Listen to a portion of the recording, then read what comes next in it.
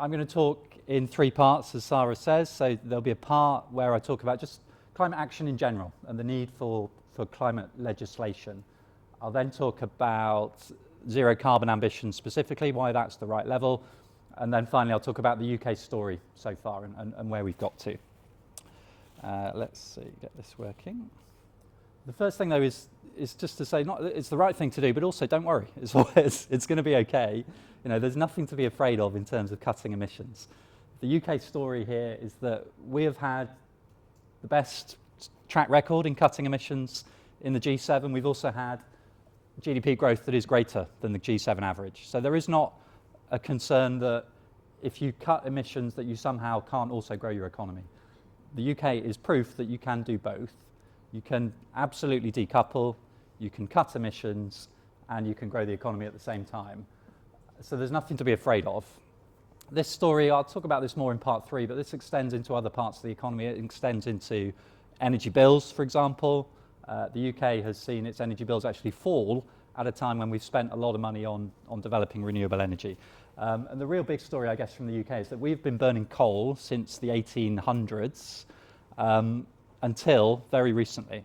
So even back in 2012, we were burning 40% of our electricity came from coal generation.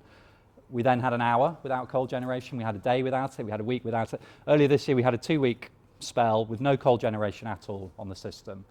And until a couple of years ago, you had to go right back to the early 1800s to get that period. And the lights haven't gone out.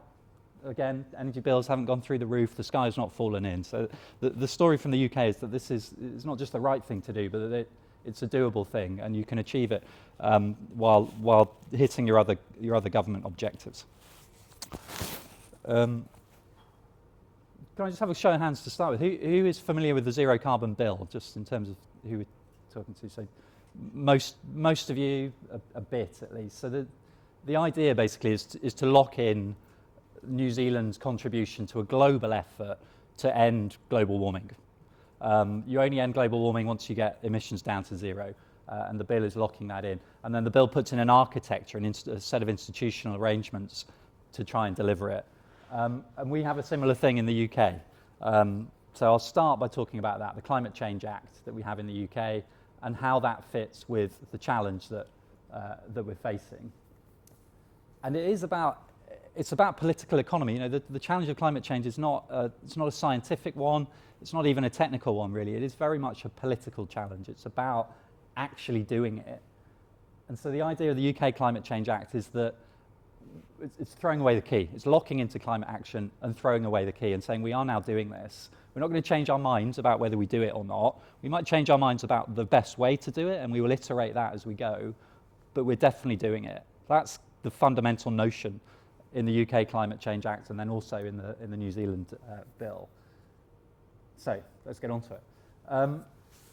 So the first point is the science, and again, this is not new science. The impacts we're seeing are new, right? So the heat waves we've seen in the UK, for example, the flooding that we are now seeing on a regular basis, these things are new because it's taken time for the system to get there. But we have a very good understanding of what is happening with that warming. We have about a degree of warming already. We're clear, this is the green line on here, we're clear that it comes from human activity, that this is about carbon dioxide emissions over a long period of time warming the atmosphere.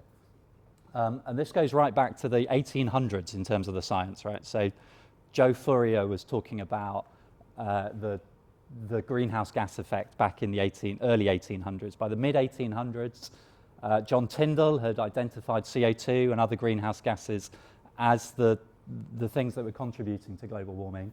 And by the end of the century, Svante Arrhenius had published the first projections of global warming. So over a century ago, we had projections about carbon dioxide warming the atmosphere. Those projections have got better over time.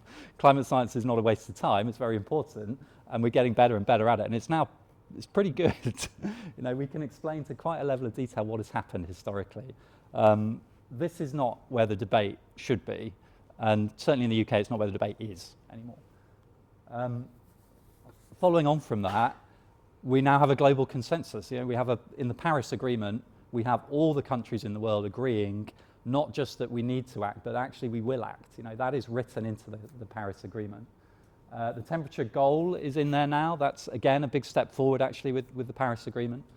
I should say the UN Framework Convention on Climate Change, again, this goes back to 1992. It's not a new thing that the world has said we need to do something about climate change. The breakthroughs in the Paris Agreement were that fully global agreement to do something, and to lock in a temperature goal, which is more ambitious than previous goals. So the temperature goal now is to cut the expected increase in global average temperature to well below 2 degrees of centigrade, bearing in mind we're at 1 already, and to try to limit temperature increase to 1.5. Various other bits in the Paris Agreement that are very important, but this is the headline part of it. And the other key thing, I guess, to say with Paris is it's a bottom-up arrangement. So a decade ago, when our committee was formed in the UK, the expectation was that the global process would come out with a set of ambitions almost for different parts of the world, and that didn't work. It's kind of probably not that surprising that it didn't work. That's a hugely challenging political discussion to have. What Paris does is it says, well, look, actually, let's all agree that we will act together, and then it's over to you as individual countries to say how you will contribute to that. So again, the UK Climate Act, the New Zealand Zero Carbon Bill, those are very much in line with the way that Paris imagines this happening. That as an individual country, you say, well, this is what we will do, this is our contribution to it, and then you persuade others to move with you. And the more countries that start to move, the more other countries also move. And then this is a key thing that we take from the climate science. The climate science tells us, well, if the Paris goal is about a temperature, well, what do we do in terms of actual actions? What do we do in terms of cutting emissions? And we have pathways that show us what we would need to achieve for those twin objectives on temperature. The blue on here is a well below 2 degree objective. That's keeping expected warming to around 1.7, 1.8 degrees with a 66% chance of being below 2. And then the red here is a 50% chance of being below 1.5 degrees. And you can see there are a range here which is reflecting some fundamental uncertainties, but also different shapes of pathways. So often, if you've got a low bit up here, probably the emissions are a bit higher in the near term. And certainly on CO2, it's all about cumulative emissions. Every time CO2 goes into the atmosphere, it thickens that blanket sitting around the world. So until you stop adding CO2 to the atmosphere, that blanket will get thicker and thicker, and the warming will continue to increase. So for any temperature goal, even a 4, 5, 6 degree temperature goal, you have to get emissions to zero. If you want to hit a 1.5 or 2 degree goal, you have to get emissions to zero quickly. And that's what these charts are showing you. So for a 1.5 degree goal, we need CO2 emissions to be zero around 2050. Other greenhouse gases can come a bit later, but actually these pathways for 1.5 also have the whole basket of greenhouse gases, includes nitrous oxide, methane, getting down to zero around 2070. And the 2 degree pathways obviously are a bit more generous in terms of the carbon budget that's available. This is a hard thing to capture on one slide, but I just wanted to give a sense that, again, the technology is not a barrier to action here. A huge part of the challenge globally is to shift from fossil fuels for energy generation into renewable energy. And this is just showing the curves for different renewable technologies. So the green, for example, here is solar PV. You know, my committee was set up back in 2008. You can see solar was expensive back then. But it's not expensive anymore. The dashed bit here, these are the costs of fossil fuel generation in different parts of the world, different types of fossil generation across a range of fuel prices. And you can see, you know, solar is now down to a point where it's competitive with the cheapest forms of fossil fuel generation. And this applies in most places in the world now. So we are at a place where technology economics is just not a fundamental barrier. So that's why I say that the challenge here is a political economy one. It's about shifting from this question of, do we cut emissions, should we be doing it, into how do we do it? That's where all our focus should be. What's the best way of cutting emissions? What are the technologies to deploy? What are the policies to bring them forward? And that, in a sense, is that, again, that's what fundamentally the Climate Change Act is there for. So it takes us from this really thorny, really difficult political problem of climate change and focuses us onto things that are really in our control. things that are near term, things we can affect, things that are very definite in terms of a fixed number of emissions. It's something you can target much more than this much more difficult idea of tackling climate change. I'm not going to talk about it today, but the Act in the UK also covers adaptation. The New Zealand Zero Carbon Bill is doing that as well. And it's important that you tackle both of these. You can't do one or the other. The climate will keep warming however well we do on mitigation. So we will have to have an increasing adaptation strategy alongside. And again, these are very much complementary actions to be doing.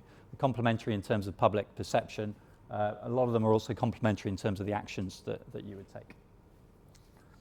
So going on to the Climate Act then, these are the kind of fundamental pillars of the Climate Act. There are 4 parts to it, and the New Zealand Bill is modelled on the Climate Change Act. It has the same 4 fundamental parts to it. The first is that we have a long-term goal, so we have an emissions target for 2050. That's where we're trying to get to, and that's consistent with what the science dictates, with those international agreements like Paris. But we don't just set it off as a long-term goal. Long-term goals don't get met, right? So instead, we also have stepping stones to get there. We have a system of carbon budgets.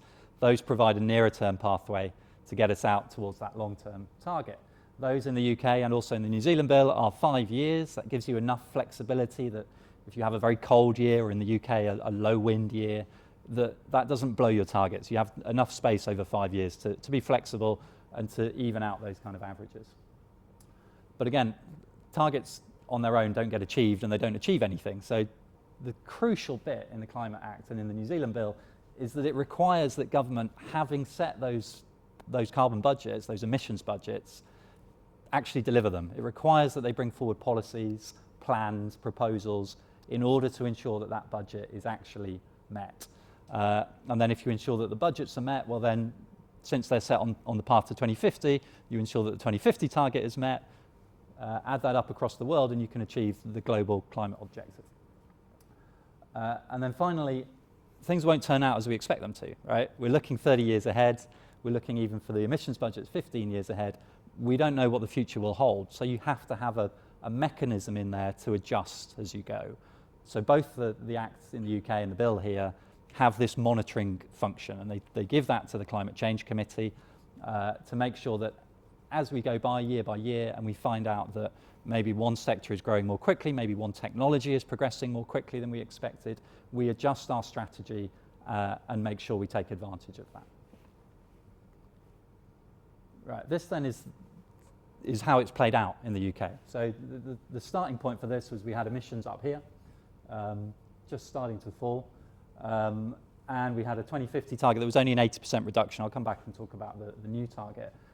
And what we've done then is we've set these 5 budgets have all then been set in train, and you can see the emissions curve has also started to come down a bit more quickly, and the notion here is this pathway through to 2050. So that this is, I should say, is in terms of emissions in million tonnes. And the challenge now is that we've just moved this target from up here to down here, and so we're going to need a new pathway. You set a new long-term target, you need a new pathway. So the job for the UK committee when I go back is to say, well, this line that we thought was like this, what does it look like now? How do we get from up here down to there? Is it more back-ended? Is it more front-ended? And what do we need to do with the budgets that are in the law?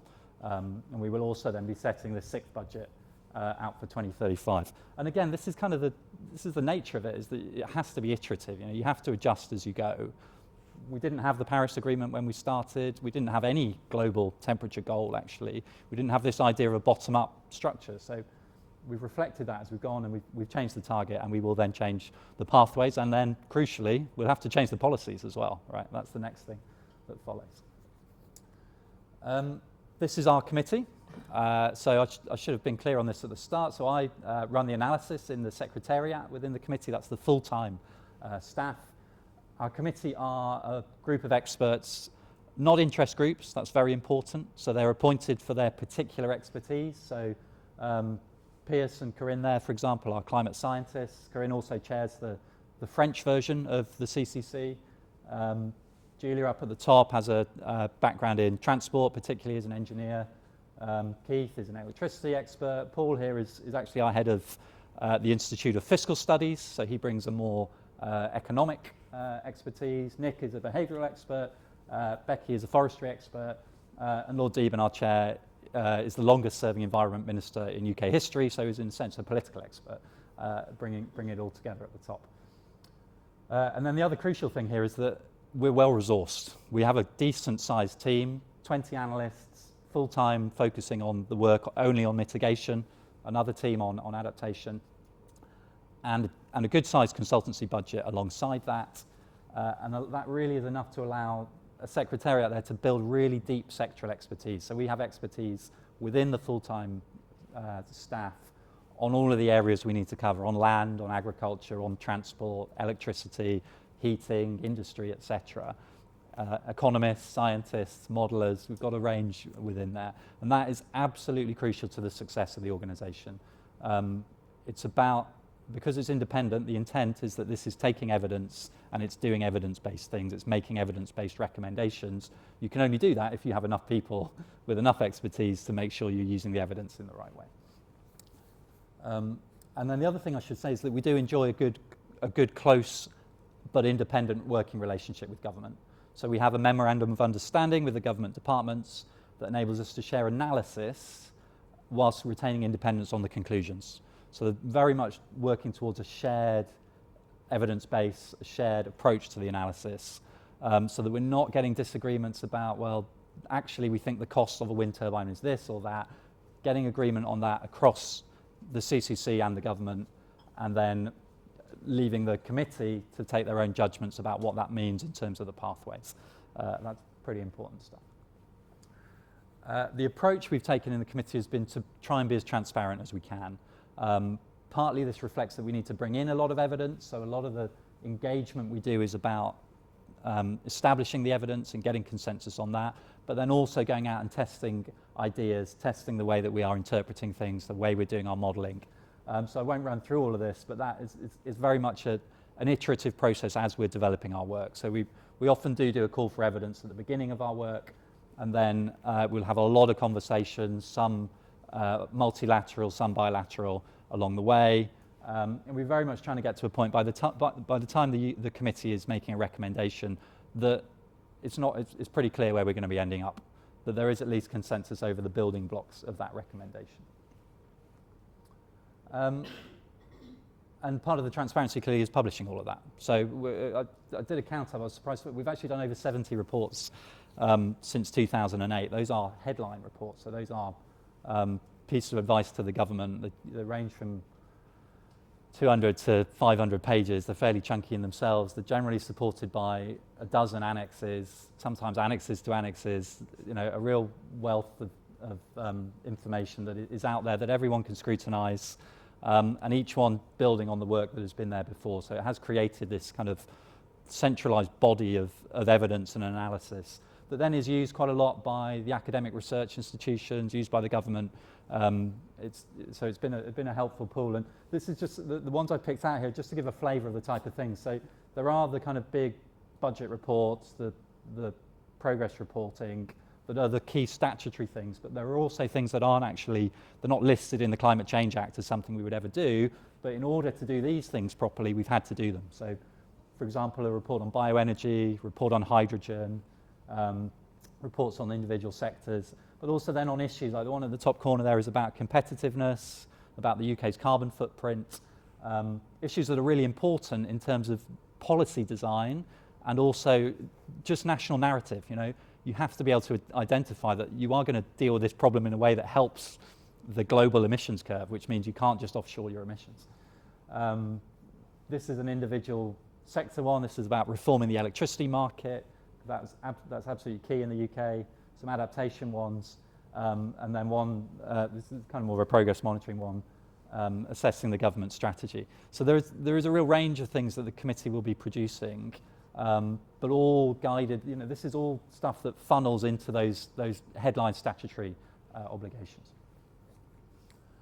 And this approach of kind of transparent working and then transparent publications of things has been really, really welcomed by businesses. This is just one letter, but most of the reports we do end up with letters like this attached to them in either the days before or the days after we publish. Large groups of businesses have come together and said, well, look, we like stability, we like certainty, we don't mind climate ambition. That doesn't worry us. What worries us is changing climate ambition. What worries us is policies that are being made on the hoof. So this embedding of evidence at the centre of climate policy has been really strongly welcomed by a lot of businesses. So that even when we've published and advised on the zero carbon target in the UK, there's been a huge positive response to that from the business community. They'd much rather know what the target was going to be and that the policies will be evidence-based than leave this as a problem that is going to come down the line. And then the final thing that I want to say is just that you're not the only ones that are adopting similar legislation. It's in quite a lot of places. Some of the closest ones that have been adopted are in Mexico and Sweden and France. Independent academic assessments have endorsed this. They've said that the Climate Change Act is a sensible way of tackling the problem here, that you need to have an overarching framework, you need statutory targets and clear responsibilities, that you should set targets far enough in advance for the economy to prepare, for policy to be prepared, and having independence and evidence at the heart of that is a very sensible way to go. So again, congratulations that you're doing the right thing, and also really important that you as policymakers are engaging with this. The Climate Change Act, I think, is very much power to the elbow of policymakers, of officials who are using evidence and trying to get policy that is developed in a sensible way. So great that you're here and great that you're engaging with the thing. And at that point, I will hand over for questions.